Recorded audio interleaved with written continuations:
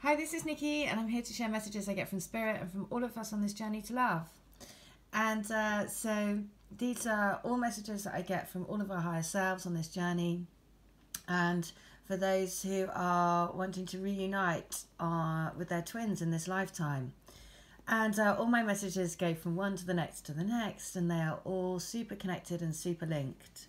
And yesterday, the letter that wanted to come through was number 19. So these are channeled letters that I do from people's twins, and they are all in these books. So they're an amazing resource to really understand what's going on with the journey, to get messages from your twin, and to really, really basically entrench yourself in the divine love energy. Because that's what we are here to do. We're here to really live in the vibration of this high frequency love. And then see miracles and signs and messages happen everywhere, all around us. So yesterday's letter was letter number 19, which was basically saying a combination of, listen, I'm really sorry for this part of the journey, but we have to go through this because this is what we agreed to do together. And later on, I was listening to the radio, and they started to talk about a book, and the book is called The Velveteen Rabbit. Now, velvet has really been coming through for me really strongly recently. And velvet is, you know, that really plush but very very sensual fabric. And then the rabbit as well. The rabbit is the sign of abundance and fertility and spring and rebirth. And, you know, basically the bunny is also very childlike. And yesterday, I think we've all been experiencing this Pisces energy, you know, old emotions coming up to the surface very strongly. And you know, very synchronistically, my Reiki master was in London yesterday, and she contacted me, and I'd forgotten that she said that she would come and do Reiki with me. Anyway, and when she arrived, I was like, oh my God, this is so, that, you know, just, of course you're going to come today. Just as when all this crazy stuff has been happening, loads of stuff in my life has been going on, as well as stuff with my twin. And I was like, of course you're going to be here today. So we did a Reiki session together. And I'm just going to share what came through, because again, if this helps someone else to look within for their journey, then, you know, that's all good. That's what I want to do, be able to help others. And so basically, when I did the healing for me and my twin with my Reiki master, what I saw was basically all of childhood coming up to the surface. And that feeling, so my twin specifically, I know, felt that he wasn't wanted as a child. He thought that he was a mistake, and therefore is always feeling, so as soon as anything comes up, it triggers him into feeling very unwanted, basically rejected. And all of that came up again. And it also stems from, because we've had a lifetime in Atlantis together, and in that lifetime, instead of choosing, that's the first lifetime that we met, and I healed him with the essence of the rose. And but I had to make a choice, and I had to make a choice between staying as a healer in the temple and basically dedicating my life to living in the temple and healing, or to marry him. And I chose the healing route. And so he then became part of the downfall of Atlantis. And so then again, in the healing yesterday, that came up again. And that lifetime for me has come up time and time and time and time again. I don't know whether it's maybe the 6th time I've been taken back to that lifetime. And then through the people on this channel that were also with me in that temple healing, I've been taken back to it, maybe 4 people that have come to me for healing through this channel. We've all been part of that Atlantis lifetime together. So that came through again. And so what we needed to do to heal it, which was really interesting, because yesterday I was led to put red candles on the crystal grid, and it was my guidance was saying we've got to channel the passionate energy the right way. So it's about healing that passionate energy And for me personally, that passionate energy is shown in my twin being very angry because I won't meet up with him. And so that passion has been channeled, you know, the wrong way. And so the healing was about channeling that passion, which is why I've got red candles on the crystal grid at the moment, because it's about healing that passionate energy and making sure it goes in the right way. Anyway, what I had to do to heal it was, and it was quite lovely, because just before I started the healing, the red wax spilt. And so it sort of spilt on the floor, you know, it goes like, so it went on the floor basically, a bit like this. And when I did the healing for us, I said, what do we need to do to heal this? And I saw a paper scroll, and on it, it was basically a contract to say that we would never leave each other in this life. And he needed that promise from me energetically, so that he could feel comfortable, he could feel that he was always going to be wanted. So it was incredibly, I felt so compassionate towards him, because I saw all of these I basically saw all of this childhood feeling where he felt very unwanted and very unloved.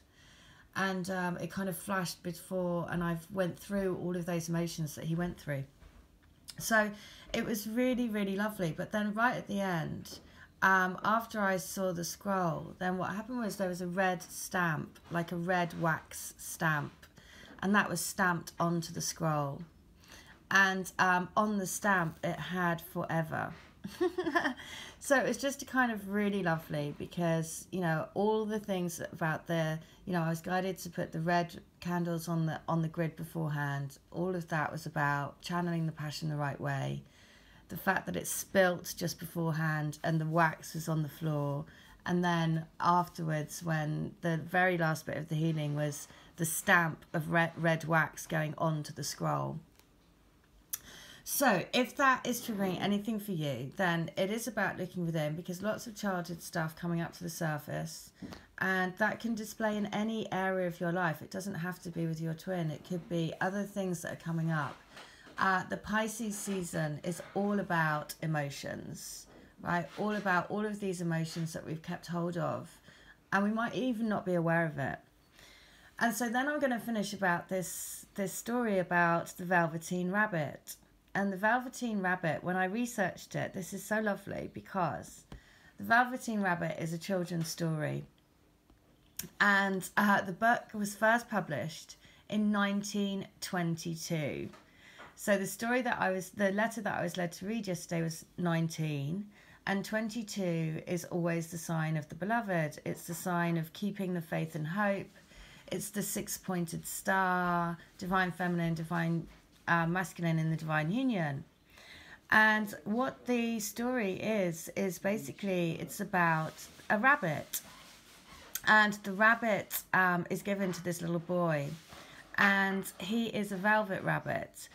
And the essence of the story is basically that the little boy only likes his new modern toys, but then he is told by he's told that the little rabbit will become real if he loves him. And it's the story about how the little boy grows to love this rabbit, and the rabbit gets so and then they basically take the rabbit into the forest. And if you're part of the crystal grid, you know it's all based around the forest lovers.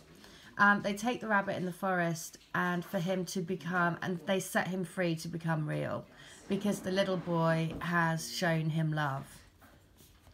And so that's the message today. The message is that there is childhood things that are coming up. If you're a twin, or if in your life you've been triggered, then it is to look deeper within, to look at what childhood stuff is coming up to the surface to be let go of.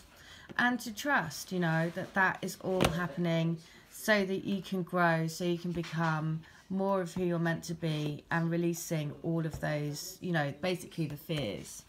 So I'm just going to quickly read a Work Your Light. What do they want to say? Oh, look at this. It is the Priestess. So, how are you being called to step up and lead? So you're being called to step up and lead, basically to work your light, right? To clear the energies that you no longer need, to step into your power, to step into your priestess. So the message is this. So the priestess is a teacher dedicated to service, freedom and leadership. You don't need to have it all together to lead. In fact, it helps if you don't. So hence why they're saying, don't worry, all this childhood stuff is coming up for a reason. No one wants a perfect angel who hasn't made any mistakes. Let your life be your message. Don't underestimate the power of sharing your story. No way. It's by hearing someone else's journey that we feel less alone.